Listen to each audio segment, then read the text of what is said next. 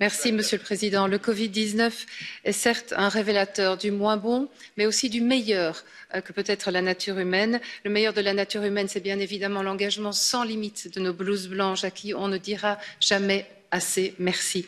Le meilleur de la nature humaine, c'est aussi tous ces élans de solidarité qui fleurissent un peu partout en Europe. Ce sont ces entrepreneurs qui modifient leur chaîne de production, ce sont ces petites mains un peu partout qui s'improvisent couturières pour coudre des masques de protection en tissu, et ce sont souvent ces mêmes citoyens exemplaires qui nous interpellent, nous, et qui nous demandent où se trouve l'Europe, que fait l'Europe, est-ce que l'Europe en fait assez? Alors, sur le plan économique, ça a été dit déjà, oui, sans doute, mais c'est l'avenir qui nous le dira. Pacte de stabilité, aide d'État, bazooka sans précédent, les tabous ont littéralement volé en éclats. Le Parlement ce matin demande plus et surtout que l'Europe lance un nouvel emprunt, une obligation solidaire, les Corona Bonds, destinés exclusivement à circonscrire les ravages de cette crise.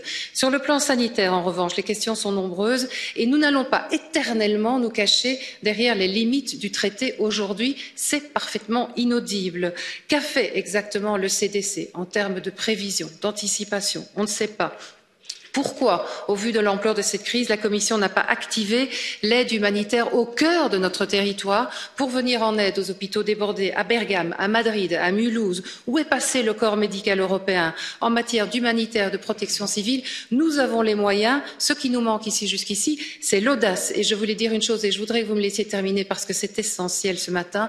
Je voulais parler de nos aînés qui payent le plus lourd tribut au Covid. Un décès sur 3 en France, un décès sur 2 dans mon pays, la Belgique, c'est une tragédie.